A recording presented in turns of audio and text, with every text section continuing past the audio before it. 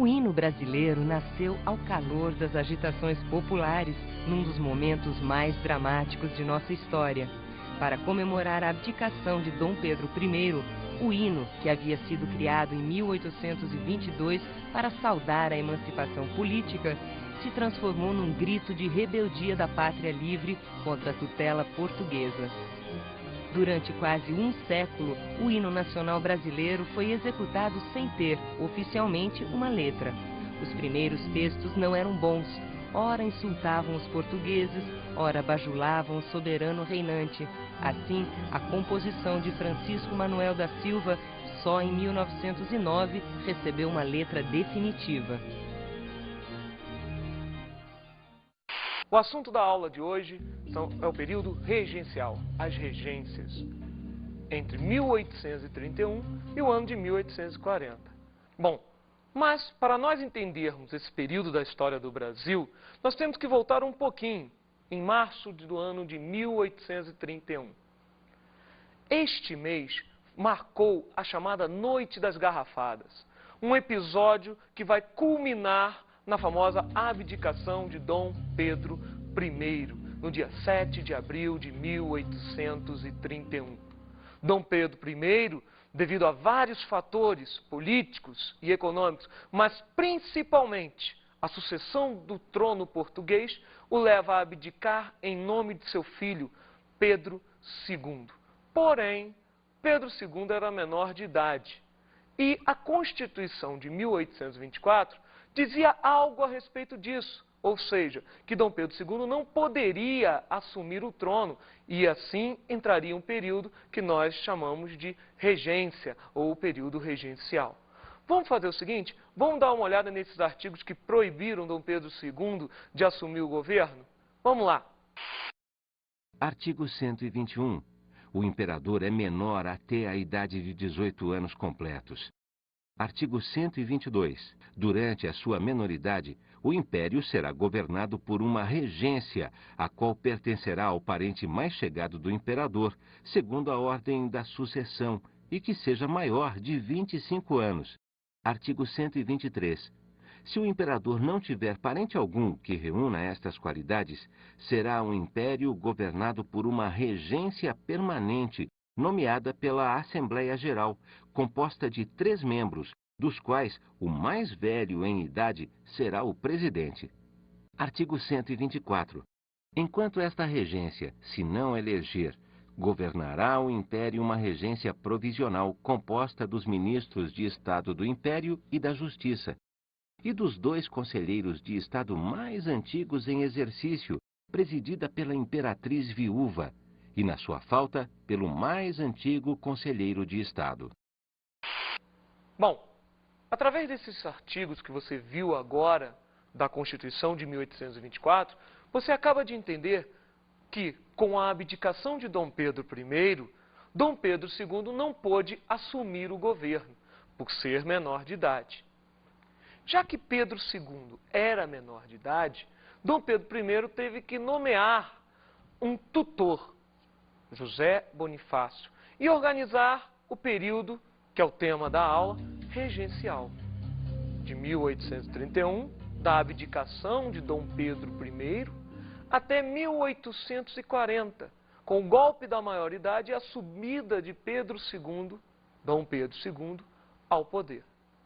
Bom, a regência em si, ela foi dividida em vários momentos. Tivemos a regência trina provisória, entre abril e junho de 1831, a regência trina permanente, que vai de 1831 a 1834, quando ocorre a formulação do Ato Adicional de 34, que vai determinar a regência una de Feijó e a regência una de Araújo Lima. Bom, mas o grande destaque dessas 2 regências, a trina provisória e a trina permanente, é o famoso Francisco de Lima e Silva, famoso Chico Regência, porque este indivíduo veio a ocupar cargos na regência, tanto na regência trina provisória, como na regência trina permanente. Lembrando, trina provisória, de abril a junho, E de junho de 1831 até 1834, você tem a regência trina permanente. Destacamos nesse período de 31 a 34, ou seja, dentro do período da regência trina provisória e da regência trina permanente, a formulação da Guarda Nacional. Formulação desta guarda que tinha como objetivo defender os interesses das oligarquias, ou seja, das classes mais privilegiadas, da elite da sociedade brasileira. Interessante, né? Uma guarda nacional deveria responder os seus atos para defender a população, os interesses da população, mas não. Na verdade, a Guarda Nacional defendia os interesses de uma elite, a elite latifundiária brasileira, que era a mesma do período colonial, latifundiária, monocultora e escravocrata. Então, essa Guarda Nacional, ela tem como objetivo principal, defender os interesses da elite brasileira, criada por Diogo Antônio Feijó. Bom, dentro dessa brincadeira, você tem também a criação do Código Civil Criminal. O Código Civil Criminal que foi criado no período da regência trina permanente. Ou seja, o que nós acabamos de falar está dentro desse intervalo de tempo da trina provisória e da trina permanente, entre 1831 e 1834. Destacamos dentro do período da trina permanente o surgimento de 3 correntes políticas. Vocês lembram como era no primeiro reinado? Aquele período que vai desde a proclamação da independência do Brasil no ano de 1822 até a abdicação de Dom Pedro I no ano de 1831? Lembram não? Então vamos relembrar? Você tinha 2 correntes políticas. A primeira, o Partido Português, que defendia os interesses de Dom Pedro I. Já a segunda corrente política era o Partido Brasileiro, que defendia a separação do Brasil perante Portugal, ou seja, a independência. Vamos ver o seguinte agora. Se nós tínhamos 2 correntes políticas, quantas correntes nós vamos ter no período regencial? 2? Não. O que nós temos agora são 3 correntes políticas. Essas 3 correntes políticas são ramificações do Partido Português e do Partido Brasileiro. A primeira são os moderados ou chimangos. A segunda corrente política são os restauradores ou caramurus. Já a terceira corrente política são os exaltados ou jurujubas. Cuidado para não confundir jurujuba com jujuba. Uma coisa não tem nada a ver com a outra. Bom, mas quem eram os personagens dessas 3 correntes políticas? Dentro dos moderados ou chimangos, nós tínhamos a aristocracia da sociedade brasileira da época. Já na outra corrente, os restauradores ou caramurus, nós tínhamos políticos conservadores que reivindicavam o retorno de Dom Pedro I ao poder.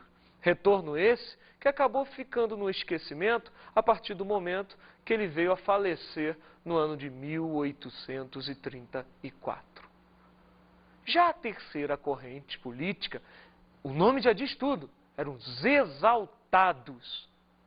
Esses exaltados, muitos deles proprietários rurais, latifundiários em si, reivindicavam a proclamação de uma república. Vale aqui uma ressalva. Não são todos os proprietários rurais. A maioria defende a monarquia. A maioria defende a sociedade brasileira patriarcal. A maioria defende o latifúndio monocultor escravocrata. E todos eles tinham, com certeza, ligações com o monarca. Bom, vamos viajar um pouquinho. No ano de 1834, nós formulamos o ato adicional, que nada mais foi do que a reformulação da Carta Constitucional de 1824, que é considerada a primeira Constituição oficial do Brasil. Por que oficial? Vocês lembram? Não? Então vamos voltar um pouquinho, só para a gente entender? No ano de 1823, era feita a Constituição da Mandioca. Essa Constituição que, devido a vários fatores, não foi aceita por Dom Pedro I. Dom Pedro I fechou a Assembleia Legislativa e veio a prender os congressistas no que nós chamamos de Noite da Agonia. Após este ato, ele outorgou, lembra, carta outorgada, a Constituição de 1824, que é a primeira Constituição do Brasil e a única Constituição do período imperial. Bom, já que nós relembramos um pouquinho o passado, vamos para um passado mais recente, se é que você me entende. No ano de 1834, foi formulado o ato adicional, como já mencionamos, que nada mais foi do que a reformulação da Carta Constitucional de 1824. Esta reformulação é tipo uma medida provisória. Hoje em dia você não tem essa moda? O presidente vai, emenda provisória para ser inserida na nossa Constituição, lembrando que a nossa não é de 1824, é de 1988.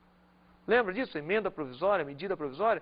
O que nós temos lá no século XIX é um ato adicional, que tem algumas características particulares, como, por exemplo, criação das Assembleias Legislativas, que é a primeira característica do nosso ato adicional. Essas Assembleias Legislativas davam uma maior autonomia às províncias do Brasil. Isto vai acarretar mais à frente algumas rebeliões, as famosas rebeliões regenciais. A segunda característica do ato adicional de 1834 vai ser a abolição do Conselho de Estado. Fator este que vai favorecer ao processo de descentralização política, que culminará na subida de Dom Pedro II ao poder lá na frente, no ano de 1840, no famoso golpe da maioridade. A terceira característica, e digamos a mais importante dentro dessas que nós estamos citando, é a formação de uma regência una. A regência una significa uma modificação no sistema de governo. O que nós tínhamos antes, uma regência trina. Sendo ela a provisória ou a permanente, nós tínhamos 3 pessoas no poder. O que acontece agora? O nome já diz tudo. Regência una. Nós teremos, em vez de 3, uma pessoa no poder, num período de tempo determinado conforme as leis vigentes na época. Teremos 2 regentes, o regente Feijó e Araújo Lima, entre o período de 1835 e o ano de 1840. Então, a terceira característica, vamos dar uma ênfase nessa característica. A terceira característica e a mais importante deste globo é a formulação de uma regência una, que vai levar o Feijó a ser o primeiro regente. Lembrando, acaba a regência trina permanente. 3 no poder, modifica-se para 1 apenas no poder. Já a quarta característica do ato adicional é a criação do município neutro do Rio de Janeiro. Município este que era a capital do Brasil na época. Só para a gente lembrar, a capital do Brasil tinha sido transferida de Salvador para o Rio de Janeiro no século XVIII, na época da mineração. Uma das características até das famosas reformas pombalinas. A capital muda de Salvador para o Rio de Janeiro para concentrar a importância da região mineradora e o Rio de Janeiro como principal porto escoador do ouro proveniente das Minas Gerais com destino à Europa. Então, nós temos as 4 características do ato adicional. Primeira característica, só para fazer uma rápida lembrança. Primeira característica, a criação de uma assembleia ou de várias assembleias legislativas. Segunda característica, a abolição do Conselho de Estado. Terceira característica, como nós falamos aqui, a mais importante, a criação de uma regência una entre os regentes, né, os dois, Feijó e Araújo Lima. Daqui a pouco falaremos deles. E a quarta característica, a criação do município neutro do Rio de Janeiro. Bom, já que ainda há pouco eu mencionei que nós teríamos que falar dos regentes, nada melhor do que falarmos dele agora. No ano de 1835, subia ao poder o primeiro regente uno, o famoso regente Feijó. Entre 1835, sua subida ao poder, e 1837, a sua renúncia, ele tem um governo, né, em suas mãos. Lembrando, este governo, dizem alguns historiadores, que é a primeira experiência próxima de uma república no Brasil. A regência de Feijó e a regência de Araújo Lima. Ou seja, o período de tempo que vai entre 1835 e 1840. A subida de Feijó e o golpe da maioridade. Mas vamos entender rapidamente o espaço-tempo Feijó, o que levou ele à renúncia, o que aconteceu de importante no seu governo. Então vamos lá. O período Feijó, de 35 a 37, ganha-se destaque uma mudança radical nas correntes políticas. Você lembra, como nós falamos anteriormente, o Partido Português e o Partido Brasileiro tinham se transformado em 3 correntes políticas: os exaltados, os restauradores e os moderados. Pois bem, o que acontece no período Feijó agora é, de 3 correntes, nós voltamos a ter 2. Restaurador, exaltado e moderado se transformam em progressistas e regressistas. Feijó, ele era um progressista. Então nós tínhamos um progressista no poder, que queria uma maior autonomia para as províncias, uma descentralização política. Descentralização esta, que eu já dei ênfase, vai levar às famosas rebeliões regenciais, que daqui a pouco a gente fala de algumas rebeliões que vão levar Feijó à renúncia. Esses 2 grupos políticos, essas 2 correntes políticas, regressista, progressista, se transformam nos 2 mais famosos partidos brasileiros no final do período regencial e no decorrer do segundo reinado. São os famosos liberais e conservadores. Não preciso falar que os progressistas se transformaram nos liberais e os regressistas se transformaram nos conservadores. Lembre-se, tudo farinha do mesmo saco. Existe uma frase famosíssima: nada mais liberal do que um conservador na oposição e nada mais conservador do que um liberal no poder. É tudo farinha do mesmo saco. Dá para associar até com os dias de hoje, né? Direita, esquerda. Só para fazer uma vaga lembrança, esses termos direita e esquerda vieram lá do século XVI, do século XVII, quando ao lado direito do rei absolutista sentavam aqueles que eram a favor do rei, e do lado esquerdo do rei sentavam aqueles que eram a oposição ao rei. Direita e esquerda, situação, oposição, conservadores, liberais, regressistas, progressistas. Não dê nó, não confunda. Bom, durante o governo Feijó, nós tivemos destaque às famosas rebeliões regenciais. Rebeliões essas que nós não vamos dar ênfase, não vamos entrar em detalhes aqui, nesta aula. Mas daremos uma rápida passagem sobre as rebeliões regenciais. Citaremos algumas aqui, como por exemplo, a cabanagem, que ocorreu no Pará e teve uma característica meio mista, com a participação, num primeiro momento, da elite latifundiária, com Clemente Malcher, por exemplo, e no segundo momento, tornando-se popular, com os famosos irmãos Vinagre. Temos também a balaiada, que acontece no Maranhão. Esta que tem como principal característica o caráter popular. Dentre todas, é a mais popular de todas, com a participação de ex-escravos e até mesmo de escravos dentro desse contexto de rebelião. Outra rebelião regencial é a Sabinada, feita pela classe média na região da Bahia. Classe média esta organizada por Francisco Sabino, um dos seus líderes. Na mesma Bahia, você teve uma revolta popular de escravos de origem malesa. Era a famosa Revolta dos Maleses, ou Revolta do Malês, como ficou conhecida na Bahia. Não deu muito certo, é óbvio.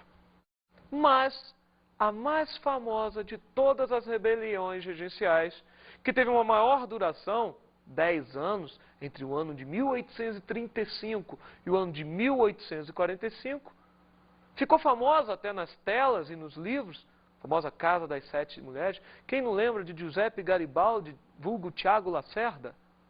Lembra disso? A Casa das Sete Mulheres falava a respeito da revolta da Farroupilha, no Rio Grande do Sul, que teve como destaque Davi Canabarro, Giuseppe Garibaldi e o famoso Bento Gonçalves.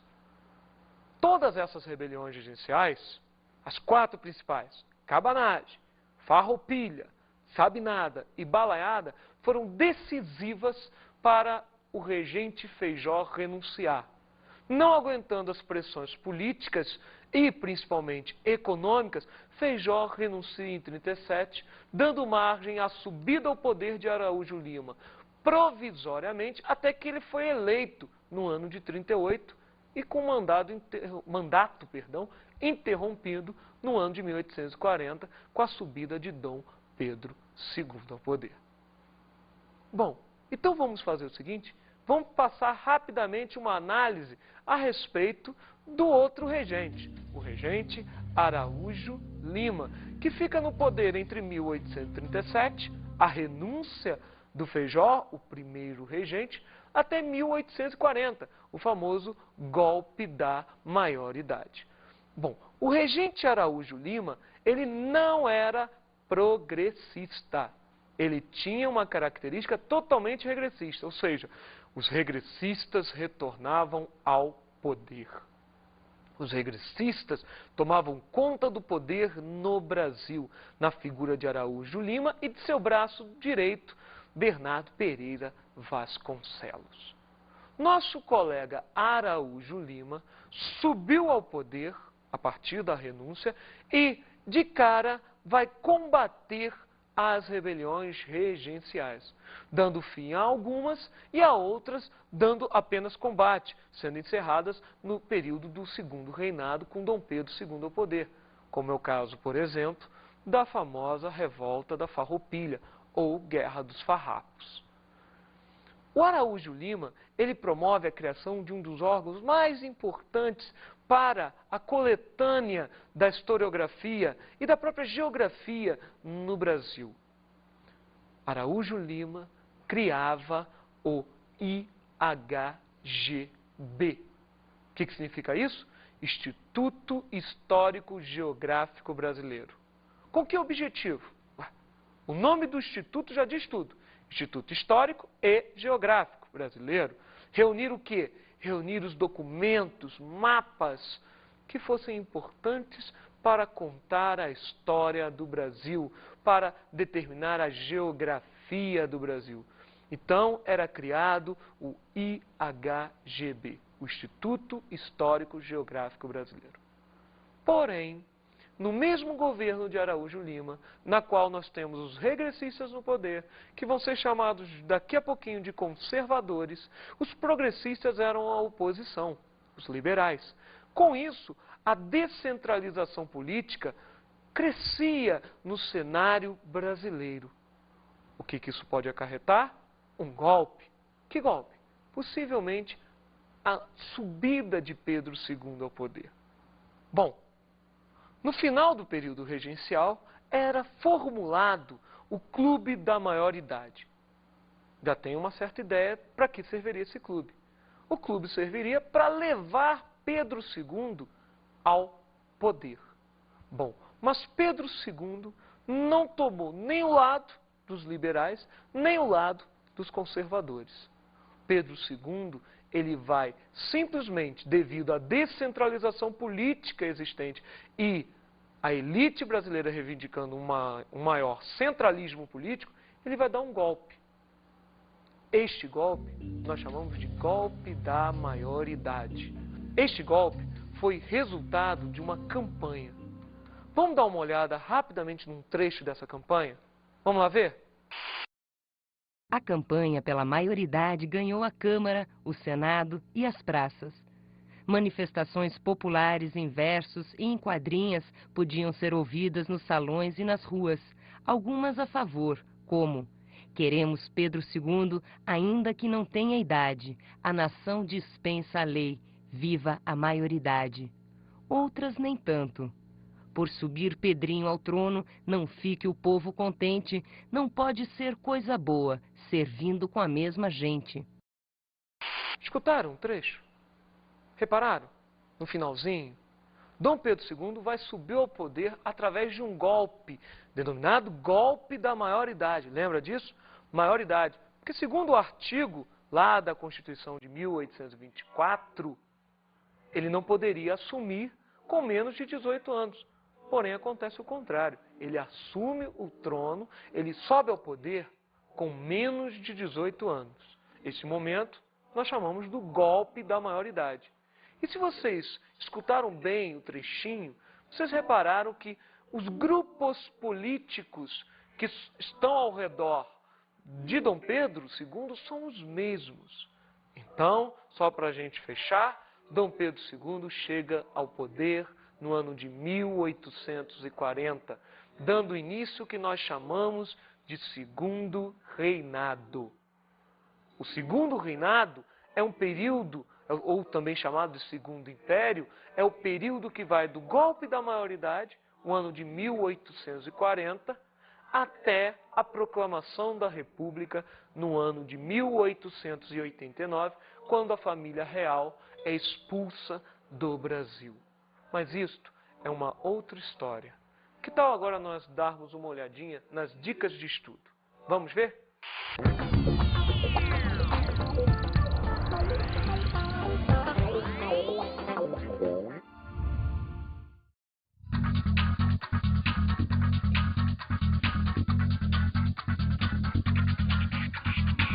A nossa dica de estudo hoje é a mesma, dividida em duas partes. Primeiro, leiam o livro A Casa das Sete Mulheres, da autora Letícia Wiercowski, da editora Record. E a outra parte é assistir a minissérie A Casa das Sete Mulheres, para você vivenciar um pouco o que foi este período entre 1835 e 45, pois A Casa das Sete Mulheres fala a respeito da revolta da Farroupilha. Tá legal? Muito bom? Então um grande abraço e até a próxima.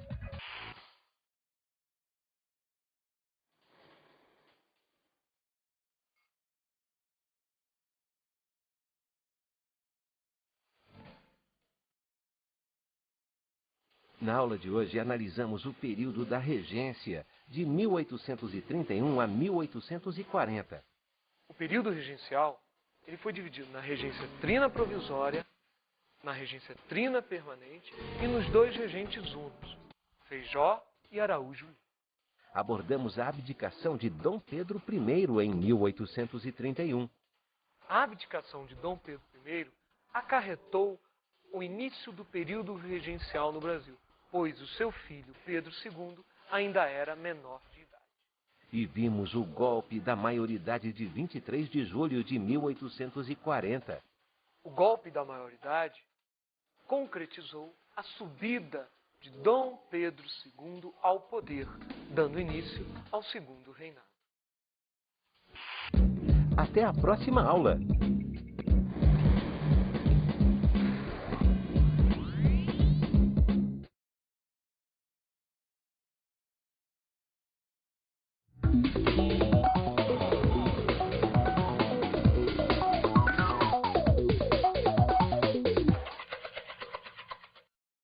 Olá, professor. Tudo bom? A dica de hoje é bem simples. Dê uma ênfase no processo de abdicação de Dom Pedro I, na questão do ato adicional, fazendo até uma pequena comparação com medidas provisórias tomadas pelos nossos presidentes, e no golpe da maioridade, que levou Dom Pedro II ao poder. Tá legal? Com isso, é só. Tchau.